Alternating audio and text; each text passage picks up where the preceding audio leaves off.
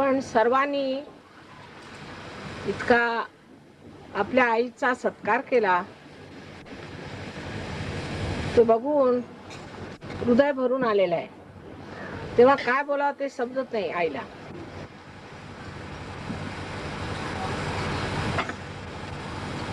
आज फार मोठी एक गोष्ट मला लक्षात आली की ज्ञानेश्वर माऊली, त्याच्यानंतर एकनाथ आदी अनेक संत साधू आपल्या महाराष्ट्रात झाले. विशेष करून ज्ञानेश्वरांनी तर पायवाट सुद्धा वाहना न घालताना चालून गेले. तेवढा छळ झाला त्या. एकनाथ महाराजांनी जातपातीवरती लक्ष घातलं तर त्यांचाही छळ झाला. सर्व संतांचा छळच झालाय आतापर्यंत. पण मी मात्र चांगली जीप मध्ये बसून आले वर. ही प्रगती आपल्या भक्तीची आणि जाणीवेची की त्यांना कोणी ओळखलं नव्हतं, त्यांना कोणी जाणलं नव्हतं. आज ही प्रतिष्ठित मंडळी इथे बसलेली आहेत.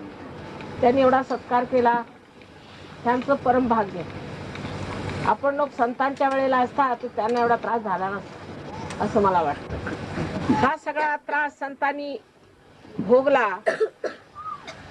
आपलं रक्त या महाराष्ट्रात ओतलं ते आपल्या कल्याणासाठी, काहीतरी विशेष सांगण्यासाठी. आता माझी जी स्थिती आहे ती अशी आहे की सगळे संत साधू जसे काय आता इथे येऊन उभे राहिलेत आणि बघतायत, तुमचं कौतुक करताय आणि त्यात हे सगळं प्रेमाचं प्रदर्शन इतकं गोड आहे की भरून आल्यासारखं झालंय. पण सांगायचं म्हणजे असं की आपल्या संत साधूंनी कार्य काय केलं. अनेक समाजाच्या कुरीती त्याने काढल्या. ढोंगीपणाला, पैसे खाणाऱ्या दांभिक लोकांना, नंतर देवाच्या नावावर पैसे उकळणाऱ्या लोकांना, सगळ्यांच्यावरती सामाजिकरित्या बरेच कार्य केलेलं आहे. पण त्यांनी आध्यात्मिक कार्य केलं, म्हणजे आत्म्याचं कार्य केलंय. त्याची आपल्याला जाणीव असायला पाहिजे. श्री संत ज्ञानेश्वरांनी जो एक अमृतानुभव म्हणून ग्रंथ लिहिलेला आहे, त्यासारखा ग्रंथ मी अद्याप जगात पाहिलेला नाही. इतके ते मोठे होते, इतके ते महान होते आणि त्यांनी त्याच्यात अध्यात्म सांगितलं. तर आजकाल पुष्कळ लोक असं म्हणतात की अध्यात्माने गरिबी जात नाही, अध्यात्माने भौतिकता वाढत नाही. आता मी आपल्याला माहिती आहे की 56 देशामध्ये सहयोग चालू आहे, तेव्हा सर्व तऱ्हेच्या पाश्चिमात्य देशात जात असते. त्यांची भौतिक प्रगती झाली, कबूल. त्यांच्याकडे सगळ्यांना मोटारी आहेत, घर आहेत, खायला प्यायला व्यवस्थित सगळं काही आहे. पण त्यांची जी दुर्दशा आहे ती आपली नाही. तुम्हाला आश्चर्य वाटेल, म्हणजे एखाद्या कुटुंबात कोणाचा पायपोस कोणाच्या पायात नाही. सकाळी उठून बघावं तर मुलगा ड्रग पिऊन पडलेला, नवरा तिकडे दारू पिऊन मरतोय. भयंकर स्थिती आहे त्या लोकांची. मी जर आपल्याला सांगितलं विश्वास वाटणार नाही, पण विज्ञानाने एकांगी प्रगती होती. म्हणजे काय, सगळं लक्ष पैशाकडे, पैसे सगळं काही महत्वाचं झालं. मग बायकांना चरित्र नको, पुरुषांना चरित्र नको, काही जी आपल्यासाठी मुख्य मूल्य आवश्यक आहेत, आपल्या जीवनासाठी जे मुख्य पाहिजे ते त्यांच्यात नाही. तो पाया त्यांच्यात नाहीये. नुसतं वरचं झाड वाढलेलं आहे, कधी पडून जाईल. कारण त्याला जर स्रोत मिळाला नाही, त्याला जर ते पाणी मिळालं नाही तर तो वृक्ष सुकूनच जाणार आहे. सुकतोय. त्यांच्या सर्वांच्या दुर्दशा आहेत. त्यांच्या इतक्या भयंकर परिस्थिती लोक आहेत की आज इथे तुमच्या गावाला जे आले आहेत लोक, ह्या लोकांना तुम्ही विचारलं तर ते म्हणजे बाबा तुम्ही सुखी आहात, नाही तर ते सगळे यंत्रासारखे झालेले आहेत. कुणाला प्रेम नाही, काही नाही, काही नाही, आणि कंटाळवाणं जीवन आहे. तेव्हा आपल्यामध्ये जो पाया अध्यात्माचा आहे त्याच्यावर आता तुम्ही सायन्स बसवलं तरच तुमची तशी दशा होणार आहे. तेव्हा आपला पाया फार मोठा आहे आणि तो आपण सर्व जगाला देऊ शकतो. तेव्हा अध्यात्माला त्याचं पूर्ण महत्व यायला पाहिजे आणि आपण समजलं पाहिजे. नुसतं पुस्तक वाचून अध्यात्म होत नाही. आता विशेष सांगायचं म्हणजे संत ज्ञानेश्वरांनी एक फार मोठी कमाल केली. कारण पूर्वी नाथपंथी लोक जे आम्ही कार्य करतोय सहयोगाचं, सगळ्यांना आम्ही जे आत्मसाक्षात्कार देतोय, ते नाथपंथी लोक पूर्वी एकाला एक शिष्य असायचा. एक गुरु तर एक शिष्य, त्याच्यावरती दुसरा शिष्य ठेवायचा. पण नाथपंथी लोकांनी ही जी प्रथा काढली आहे त्याच्यावर फक्त ज्ञानेश्वरांनी मात केली. त्यांचे ज्येष्ठ बंधू आपल्याला माहित असतील, निवृत्तीनाथ हे त्यांचे गुरु होते. आणि निवृत्तीनाथांना त्यांनी विनंती केली की कमीत कमी हे जे आपलं ज्ञान आहे, हे आपल्यामध्ये जे निहित लपलेलं ज्ञान आहे, जे गुप्त ज्ञान आहे कुंडलिनीचं, ते मला सांगू द्या, निदान जगाला सांगू द्या, एवढं तरी करू द्या. जरी तुम्हाला एकाला एक गुरु आणि एक गुरु फक्त एकालाच आत्मसाक्षात्कार देणार, ही जरी अशी परंपरा असली तरी सुद्धा मला कृपा करून एवढी तुम्ही मेहरबानी करा. आणि आपल्याला माहितीच आहे की ज्ञानेश्वरांचं आयुष्य कसं सुरू झालं. त्यांच्या आई वडिलांना आत्महत्या करावी लागली. त्यामुळे त्यांचे गुरु पाझरले आणि त्यांनी सांगितलं बरं हे करायला हरकत नाही. म्हणून 6व्या अध्यायामध्ये त्यांच्या ज्ञानेश्वरीत त्यांनी कुंडलिनीचं वर्णन करून ठेवलेलं आहे व्यवस्थित.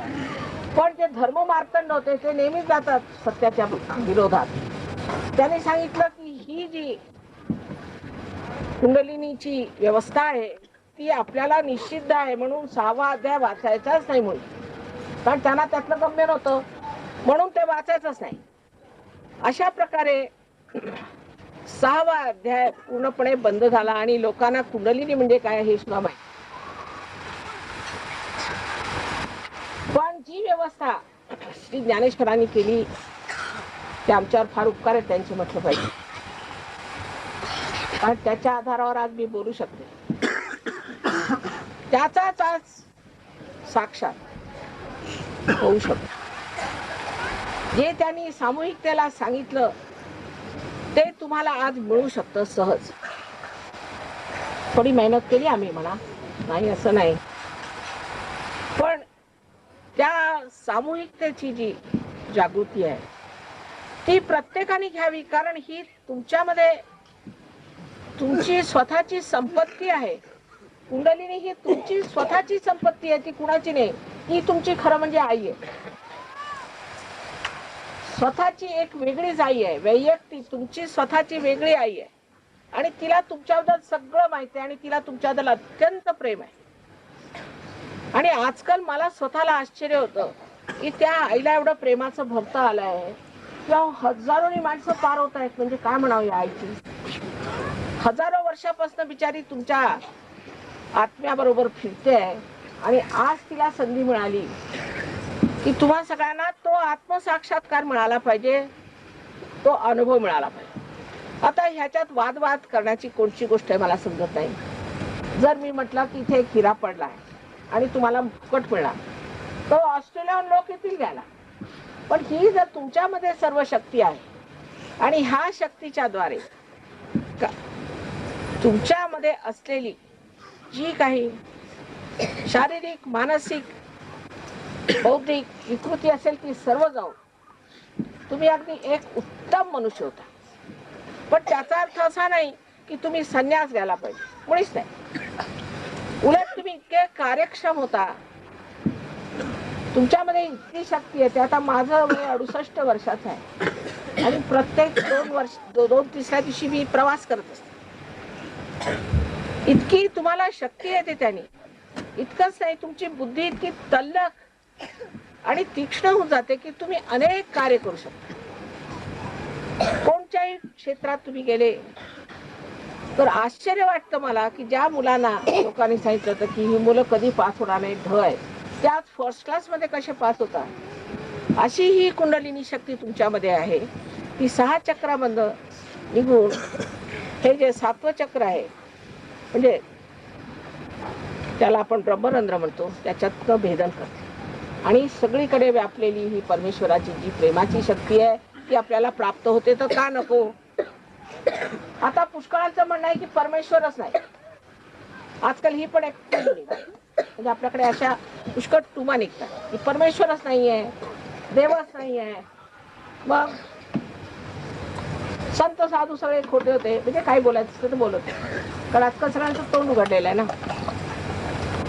पण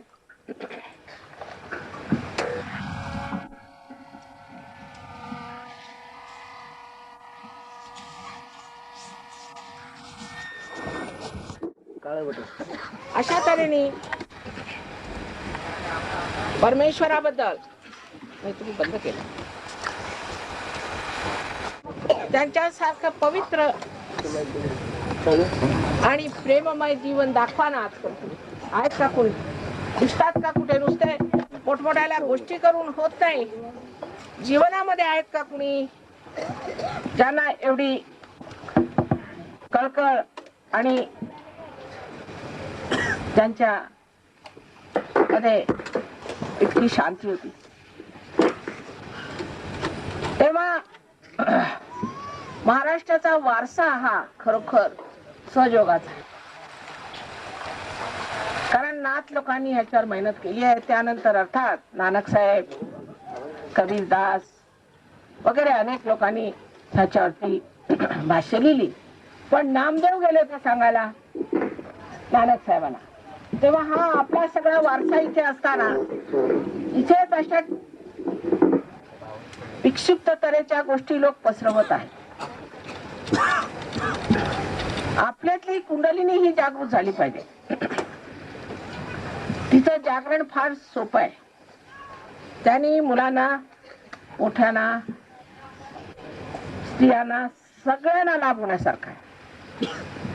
आता दिल्ली युनिव्हर्सिटीमध्ये 3 डॉक्टरांना MD ची पदवी मिळाली आणि ते बरे झाले.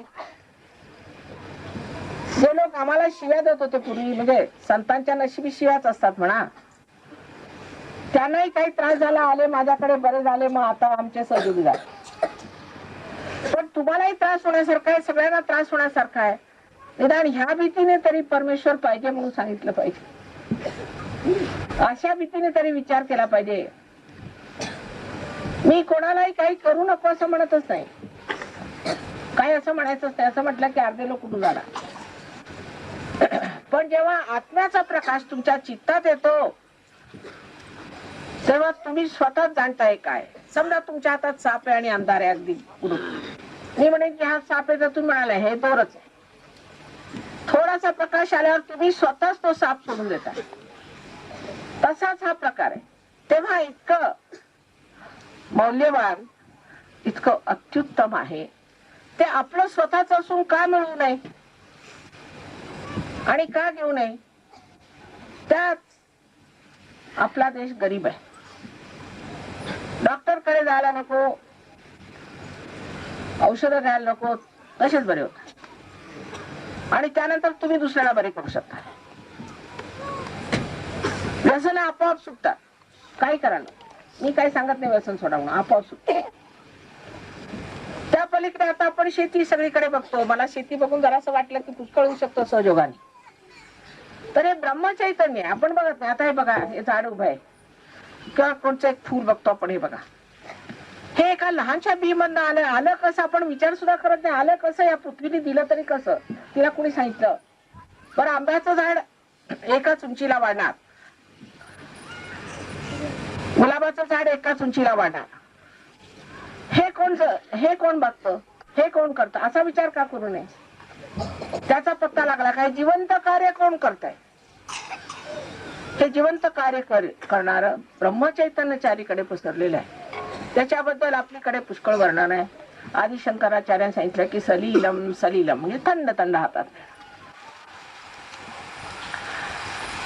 प्रत्येकाने त्याला सांगितलं की असं हातामध्ये ते थंड थंड लागतात, असे थंड थंड चैतन्याच्या लहरी हातात येतात. त्याला सौंदर्य लहरी असं म्हटलेलं आहे. कबीरानी म्हणा, नानक साहेबांनी, नंतर आपल्या महाराष्ट्रात अनेक लोक त्या ब्रह्मचैतन्याच्या गोष्टी केलेल्या आहेत आणि सांगितलेल्या आहे. पण त्या वाचून होत नाही, ते मिळवलं पाहिजे आणि त्या अगदी सहज तुम्ही मिळू शकता. तर ह्या ब्रह्मचैतन्याने ही वनश्री सुद्धा खुलू दिली. मी ह्याचे पुष्कळ प्रयोग केले घरी आणि मी पेपरात सुद्धा दिलं तर पण कोणी लक्ष दिलं नाही. आपल्याकडे लोकांना आजकाल भांडणाशिवाय काही वेळच नाही. त्या वर्तमानपत्रात फक्त भांडणच लिहित असतात. इतके भांडकुदळ लोक आहेत आजकाल. कुठून आले इतके माहित नाही. आम्ही लहान होतो तर आम्ही इतके भांडकुदळ लोक पाहिलेच नाही. काही ना काहीतरी खुसपट काढून भांडत राहतात. तर त्याच्यात मी लिहिलं होतं की सूर्यफूल एवढं मोठं आमच्याकडे होत आहे. नुसत्या त्या ब्रह्मचैतन्याने एवढं झालं.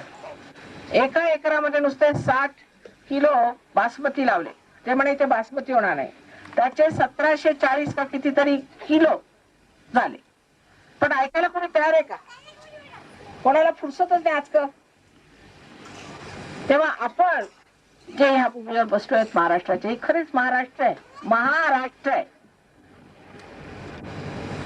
अजून आपल्याला आपली कल्पनाच नाही आपण कोण. त्या महाराष्ट्रात जन्माला यायला अनेक पुण्य लागतात. त्या महाराष्ट्रात तुम्ही येणार नाही. आणि इथे आल्यावरती हे समजलं पाहिजे की तुम्ही का या महाराष्ट्रात जन्माला आलात. कारण तुमच्याजवळ ती संपदा आहे आणि ती घ्यायला सारं जग तुमच्या पायावर येणार आहे. पण आधी तुम्ही मिळवून घेतली पाहिजे. त्याचा पूर्ण उपयोग केला पाहिजे. आणि सहयोगाने इतके प्रश्न सुटलेले आहेत. जे लोक सहयोगात आले त्यांच्या चेहऱ्यावरूनच तुम्हाला दिसेल आनंदी आनंद आहे. इतकंच नव्हे तर पूर्ण ज्ञान आतमध्ये तुमच्या काय आहे आणि तुमच्या व्यवस्थेत काय चुकलेलं आहे ते सगळं तुम्हाला सहयोगात फुकट मिळणार आणि तुम्ही त्याचे एकदम गुरु होऊन जाणार. तुम्हाला गुरु नकोच मुळी. आणि तुम्ही लोकांना की करू शकता. मग हे का करू नये? सगळे धंदे सोडून हेच केलेलं बरं. अर्थात त्याच्यात पैसे घेता येत हा फक्त त्रास. कारण जिवंत क्रिया आपण आईला किती पैसे देतो ती एवढं आपल्याला देते. तर हे सगळं प्रेमाचं कार्य आहे. आणि त्या प्रेमाच्या कार्याला काहीही करावं लागत नाही. पैसे लागत नाही, मेहनत लागत नाही, काही नाही. आनंदी आनंद. पण मनुष्य फार शक्तिशाली होतो आणि हे जर झालं नाही तो कधी आनंदात येणार नाही. त्याला शांती मिळणार नाही. जगाचे प्रश्न सुटणार नाही. आता 56 देशामध्ये आमचं कार्य सुरू आहे. रशियामध्ये तुम्हाला आश्चर्य वाटेल की 400 डॉक्टर सहयोग करतायत आणि 200 सायंटिस्ट सहयोग करतात. पण इकडे 150 बसलेत ना काही. कारण त्यांच्या सायन्सच्या वगैरे सर्व काही जे काही त्यांनी मिळवलेलं आहे सायन्स मध्ये त्या पराकोटीला पोहोचलेल्या आहेत. आणि बघ त्याच्यानंतर मग त्यांच्या डोक्यात आलं की बा हे काही मिळवलं तरी आम्ही काही यंत्रवत झालो, आमच्यात काही राहिलं नाही, चिपाडच्या चिपाड. तेव्हा ते मग अध्यात्माकडे वळले. आणि आपल्याला अध्यात्म म्हणजे पाळपुटात बसण्यापलीकडे काही नाही, हे चुकीचं आहे. अध्यात्म फार मोठी गोष्ट आहे आणि आपल्याला ही संपदा आहे आणि त्या मानाने आपण फार श्रीमंत आहोत आणि त्या श्रीमंतीला मिळवलं पाहिजे आणि त्यात नांदलं पाहिजे. आज आता त्या थोड्याशा वेळात मी काय काय सांगणार. फक्त मला शाळांबद्दल फार फार अगदी आतून कळकळ आहे.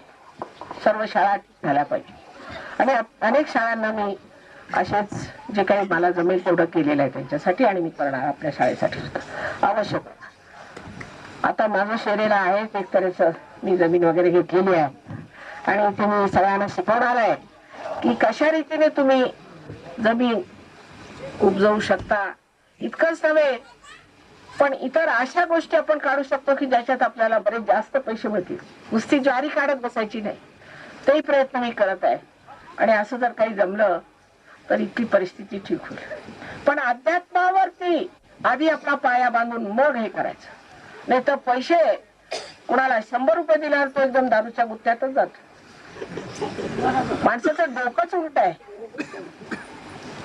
म्हणून त्या पैशाला समजण्यासाठी आधी अध्यात्माचा पाया पाहिजे. मग त्याच्यावर वाटेल ते करा तरी मनुष्य कधी बिघडणार आहे आणि नेहमी आनंदाच्या सागरातच पोहत राहणार. आता तुमच्या गावाला फार दूरदूरचे लोक आले आहेत आणि अमेरिकन लोक आलेले आहेत, इंग्लंडहून लोक आले आहेत. आता इंग्लिश लोक आपल्यावर राज्य करत होते. आता त्यांची स्थिती बघा काय बिचाऱ्यांची. ते तुमच्या चरणी आले आणि त्यांचं असं मत आहे की तुम्ही फार उच्च प्रतीचे लोक आहात जे भारतात जन्माला आला. आणि ह्या भारतात जन्माला आला, त्यात महाराष्ट्रात जन्माला आला हे आणखी विशेष, कारण सर्व विश्वाची कुंडलिनी तुमच्या महाराष्ट्रात आहे. तर त्यांच्या मते तुम्ही म्हणजे काहीतरी विशेष ते आपण करून दाखवू शकतो, आपल्यामध्ये ती शक्ती आहे. तेव्हा सगळ्यांना ही विनंती आहे की एक 10 मिनिटांमध्ये सुद्धा हा कार्यक्रम होऊ शकतो, तर तो तुम्ही स्वीकारावा. ते बरं होईल आणि मुलांनाही बरं वाटेल, सगळ्यांना बरं वाटेल, सगळीकडे शांती वाटेल आणि मनुष्यामध्ये जी अर्धवट स्थिती ती जाऊ पूर्णत्वाला हे अगदी फुकट सहज आहे. त्यात पैशाची किंवा कोणत्याही मेहनतीची जरूरत नाही. आपल्या संत साधूंनी कोणाकडनं पैसे घेतले होते का? कुणी घेतले होते का पैसे? अहो, त्यांच्या पायात वाणा सुद्धा नव्हत्या. आता म्हणा तुम्ही त्यांच्या पालख्या काढा नाही तर काय करा, त्यांच्या पायात वाणा सुद्धा नव्हत्या. असे आपले संत साधू झाले आणि काय लिहून गेले आहेत पा. ते सूक्ष्म अनुभवाचे क्षण जे त्यांनी टिपून ठेवले आहेत, त्यातल्या 2 ओळी तरी ह्या शाळेला लिहिता येतात का? बोलायला लागलेत की ज्ञानेश्वरांची ती समाधी उकरून काढणार. बाह्य गोष्टींमध्ये धर्म नाही. धर्म आपल्या आतमध्ये एकदा जागृत झाला मग त्याच्या शक्तीला बघा. आजपर्यंत 1-2 साधू संत झाले, पण साधू संतांची ओळख म्हणजे एका शब्दात सांगायची की नामदेव गोरा कुंभाराला भेटायला गेले, कशी म्हणजे कसं प्रेमाचं बोलणं आहे ते बघा. नाही तर आपल्याकडे 2 भेटले की ते कुत्र्यासारखे भुंकायला लागतात, पण हे 2 आत्मसाक्षात्कारी फार मोठाले संत. म्हणजे तो कुंभार पायाने माती तुरत होता तेव्हा पोचले नामदेव तिथे. नामदेव म्हणजे शिंपी. आपल्याकडे ह्या लोकांचं काही महत्वच नाही मानत आपण, पण परमेश्वराकडे फार मोठे. जाऊन उभे राहिले आणि बघत राहिले, त्यांना हात जोडून नमस्कार करून म्हणतात की निर्गुणाच्या भेटी आलो सगुणाशी. मी निर्गुणाला बघायला आलो, तो चैतन्याला बघायला आलो, तो सगुणात तुझ्यात बसलाय. तो केवढं मोठं बोलणं झालं हे. असं आपण बोलतो का एक दुसऱ्याला? पण आता तुम्हाला आश्चर्य वाटेल की सहजोगात तोच प्रेमाचा प्रकार सुरू आहे. मी रस्त्यात बघत होते की सगळ्या फॉरेनर सुद्धा मिठ्या मारून मारून सगळ्यांशी बोलत होते. सगळ्या जगाला आपल्याला एकीकरणात आणायचंय. ते आत्म्यामुळे होईल, कारण आत्म्यामध्ये ती शक्ती आहे. तेव्हा सर्वांनी आत्मसाक्षात्कार घ्यावा अशी माझी सगळ्यांना विनंती आहे. त्याला फार वेळ लागणार नाही आणि मग तो जपावा. कारण तसं एक बी आहे, त्याला कोण जरी फुटलं तरी त्याला सांभाळा लागतं. तसा आपण आत्मसाक्षात्कारी झाल्यावर श्रद्धेने, ही आता डोळस श्रद्धा, अंधश्रद्धा नाही, डोळस श्रद्धा, कारण अनुभव येईल तुम्हाला. डोळस श्रद्धेने स्वतःला स्वीकारू आणि स्वतःची प्रगती करून घ्यावी असा माझा सर्वांना आशीर्वाद आहे.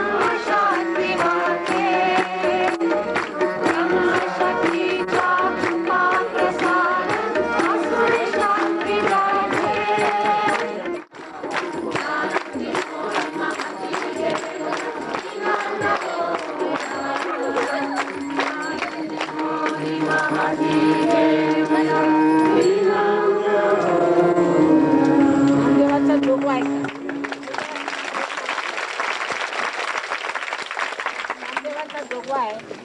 नाहीला योग मागितलाय. हो.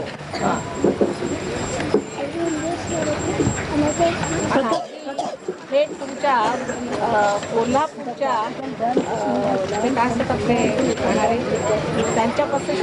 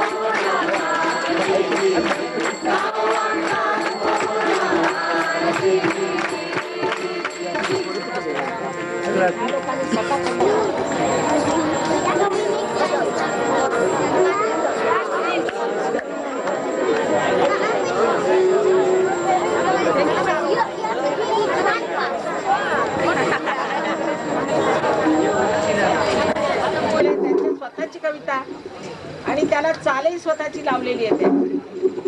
कळलं का सगळ्यांना?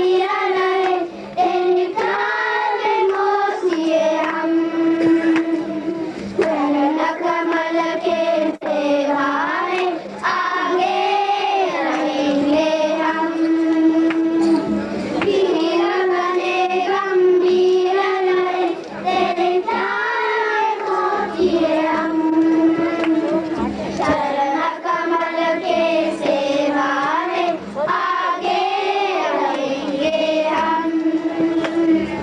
शांति शांति शांति शांति सहयोग में पाना है। धर्म पूजना सारे देश में जाना है। ओय से मधुर अपनी आवाज हो, सब मिलकर कहेंगे हम श्री आदि शक्ति की जय हो। ओय से मधुर अपनी आवाज हो, सब मिलकर कहेंगे हम श्री आदि शक्ति की जय हो। आदि शक्ति की जय हो, आदि शक्ति की जय हो, आदि शक्ति की जय हो, आदि शक्ति की जय हो। आता ते एवढं मोठं तेव्हाच बारावं गेले की तुमची मोठी एवढी उमेद आहे, तरी माझे संपूर्ण सहकार्य तुम्हाला आहे. मातेची फरोगी घेऊन आम्ही कामाला लागलो. आमचे सर्व गावकरी सहकारी आसपासचे सर्व आलेले सगळे सरकारी सहकारी महाराष्ट्राची जी संस्कृती आहे त्याची वर्णन थोडी तितकी कमी. सरपंच आले आणि मला म्हणाले की माताजी आपल्याला यायला पाहिजे, मला सत्कार करायचा. तर मला जरासं वाटलं की कुठे हे लोक एवढा त्रास घेतली, मी कसं काय करणार आहे, कशाला. पण ते फारच म्हणायला आल्यावरती मग माझी मुलगी पण होती, ती म्हणाली आता ते म्हणतात तर तुम्ही ऐकून घ्या. म्हटलं ते लोक आता कुठून त्या सगळ्या व्यवस्था करतील माहिती कसं होईल. मला आग दुखली सामने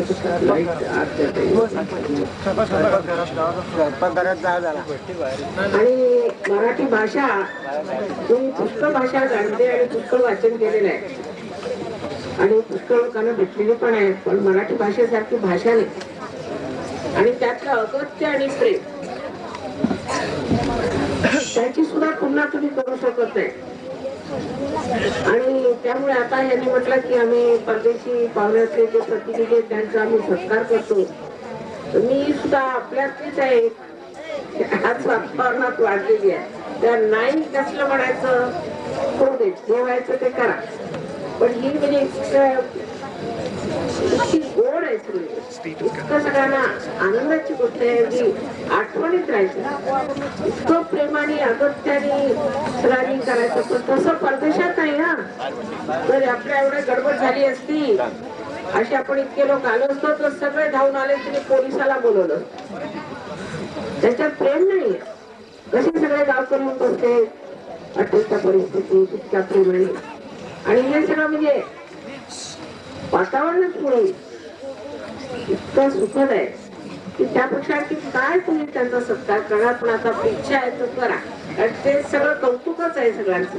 आणि आपल्याकडे म्हणजे किती कुणाचं कौतुक करावं तेच लोकांचं म्हणजे अगदी उत्तून व्हायला लागतं.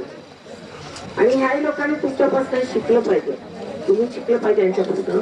पण हे अगत्य नाही आहे तिथे, ह्याने शिकलं पाहिजे. I was just telling them, look at this simple people from village, how they are anxious to welcome you all here and to show their love, affection. There's no word in English for this our word that we use to. There's no word, I'm sorry to say. But it's a beautiful thing that where you get to express your fondness that you have come here. They are so grateful that you have come to this place. They want to give you a special welcome. I think you better give them a hand.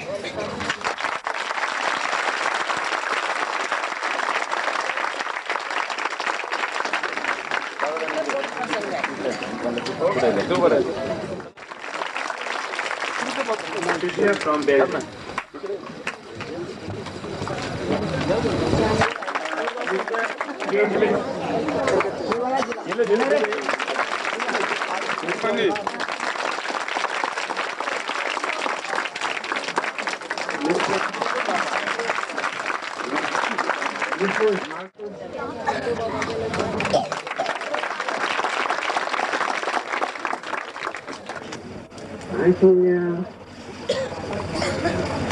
आश्चर्य वाटेल की ज्या भूमीवर तुम्ही बसला ती अत्यंत पवित्र भूमी आहे महाराष्ट्राची. आणि त्या भूमीच्या आशीर्वादाने आणि संत साधूच्या आशीर्वादाने क्षणात ही गोष्ट होती. तो आपला तत्क्षण म्हणजे त्या क्षणी होत. पण घेणारा इच्छुक असला पाहिजे आणि देणारा अधिकारी असावा एवढी गोष्ट. त्या फक्त मनामध्ये म्हणायचं की आम्हाला आत्मसाक्षात्कार मिळाला पाहिजे. फक्त सगळ्या मुलांनी सुद्धा तिकडे लक्ष द्यावं. मुलांनी आता या लोकांनी कशी गाणी म्हणून म्हटली अशी तुम्ही इंग्लिश मध्ये म्हणू शकाल का? बघा यांनी कशी चुकी गाणी म्हटली. कशाने झालं ते शुद्ध उच्चारण कुठं आलं? आत्मसाक्षात्कार त्यांनी मनुष्याचा. नाही तर या इंग्लिश लोकांना एक शब्द शिकवणं कठीण होतं. आपलं काय बोलता येत नसे त्यांना. पण इतके बोलायला कसे शिकले? तर ते आत्मसाक्षात्काराने. ही शक्ती तुमची आहे. तुम्ही मिळवून घ्या सगळ्यांना. अत्युत्तम आहे तुमच्यासाठी. सगळ्यांना सांगायचं असं की सगळ्यांनी आत्मसाक्षात्कार आम्हाला हवा अशी फक्त इच्छा शुद्ध इच्छा मनात ठेवायची. कारण पुढारीनी शुद्ध इच्छा. बाकी सगळ्या इच्छा कशा अशुद्ध आहेत. आज आपल्याला वाटतं की आपल्याला जमीन असावी. मग आपलं अन्न पिकलं तर ते विकलं पाहिजे. मग त्याच्यानंतर मग आपल्याला घर पाहिजे, मग मोटर पाहिजे, अमुक पाहिजे. तर पण कधी मनाला समाधानच होत नाही. त्याचा अर्थ असा आहे की त्या शुद्ध इच्छा नाही. शुद्ध इच्छा एकच आहे की त्या परमेश्वरी शक्ती बरोबर आपला योग गती झाला पाहिजे एका कार्याने. ही खरी शुद्ध इच्छा. पण ती आपल्याला माहित नाही ती खरी शुद्ध इच्छा आहे. आणि त्याच्यानंतर मग मनुष्य देऊच लागतो. मग देण्याचं कार्य घडतं आणि सर्व तऱ्हेने लक्ष्मी सरस्वती आपल्याला प्रसन्न हे होतं की नाही ते बघा. शास्त्रातल्या गोष्टी पुष्कळ असतात. पुराणातल्या मागणी पुराणात सहयोगात त्याचं म्हणजे सिद्ध करून दाखवतात. सिद्ध होईल. मला आश्चर्य वाटेल की तुम्ही कोणत्या फळाला पोहोचला. तेव्हा लक्षात ठेवा की तुम्ही काही सर्वसाधारण लोक नाही. जसं एखाद्या टेलिव्हिजनला आणलं आणि सांगितलं की बा ह्याच्यामध्ये पुष्कळ तुम्ही चित्र वगैरे बघा. तर एखादा गावातला मनुष्य म्हणेल द्या काय सांगता तुम्ही असं कसं शक्य. ते नुसतं एक डबडं आहे त्याच्यात काय होणार. पण त्या डबड्याला जेव्हा तुम्ही मेन्सला लावलं त्याचा जेव्हा तुम्ही योग काढला तेव्हा त्याच्यात कळतं ते काय. तसंच जे आपल्याला आपल्याबद्दल काही कल्पना नाही. आपण आपल्याला काही विशेष समजत नाही. हे किती महत्वाचं आहे हे एकदा हा योग गती झाल्यावर लक्षात येईल आपल्या. पण ते वापरलं पाहिजे जपलं पाहिजे. बरं आता आपण करूया. एक 5 मिनिटाची गोष्ट आहे. पहिल्यांदा सगळ्यांनी डोळे मिटायचे आणि टोप्यासला काम ठेवा. आणि ब्रह्मानंद छेदायचं आहे. आणि आईसमोर काय आपण टोप्या घालून बसत नाही. अगदी शांत बसायचं. फक्त दोन्ही हात असे करायचे आणि डोळे मिटा. आणि मनामध्ये इच्छा एकच की आम्हाला आत्मसाक्षात्कार मिळाला पाहिजे. बरं आता डोळे मिटायचे. एक दुसऱ्याला डिंचू नका आणि त्रास देऊ नका. हे मिळवायचं फार मोठं आहे. कळलं का?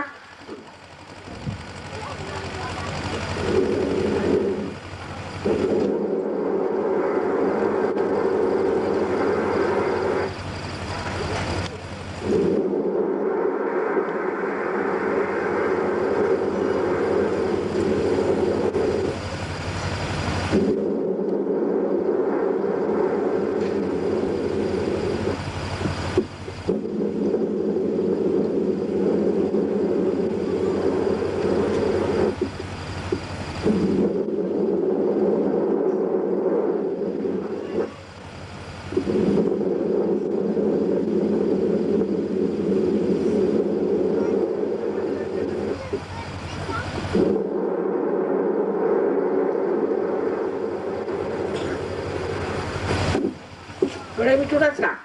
आता हे बघा आपल्या हातामध्ये काही गार वाटतंय का? लक्ष करा. थोडे हात असे वर करून बघा. हळूहळू डोळे उघडा.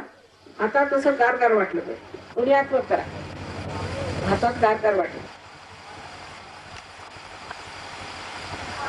आता उजवा हात माझ्याकडे करायचा असा वरती, फार लांब नको.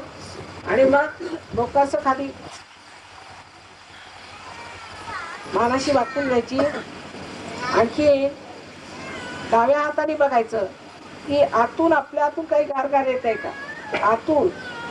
आतून गारगार येते काय असं बघायचं. डोळे मिटून बसू नका. डोळे उघडे ठेवा. बघा आता असा हात फिरून बघा. अधांत्री धरायचं. डोक्यावर नाही, अधांत्री. आणि बघा येत आहे का.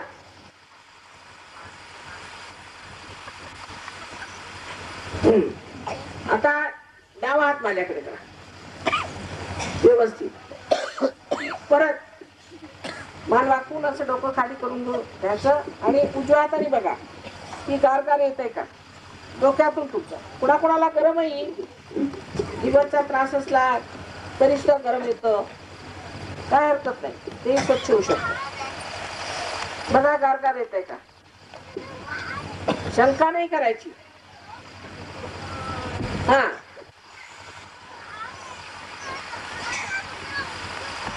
आता उजवा हात परत एकदा करायचा. परत मान खाली. आता बघा अधात कुणाला फार दूरवर येता, कुणाला जवळ आणि कुणाला दूर. सगळ्यांना क्षमा करून टाका. आधी सगळ्यांना क्षमा करा. सगळ्यांना क्षमा करायची. पटकन होत. एक साथ नाव घेऊ नका. प्रत्येकाबद्दल विचार नाही करायचा. नुसतं क्षमा करून टाका. बघा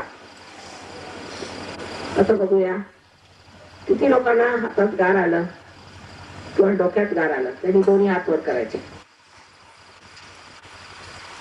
वरपर्यंत.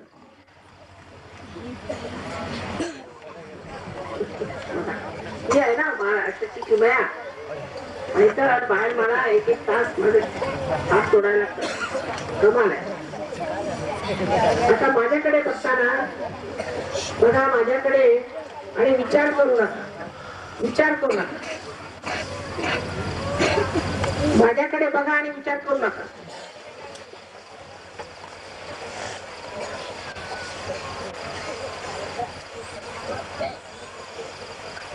ही निर्विचार समाधी झाली. आता ह्याच्या पुढची पायरी आहे, त्याला निर्विकल्प समाधी म्हणतात. ते आपण शरीरात एक सेंटर काढूया आणि हे जपून वाढवलं पाहिजे. माझा सगळ्यांना अनंत आशीर्वाद आहे. अनंत आशीर्वाद आहे. अनंत आशीर्वाद.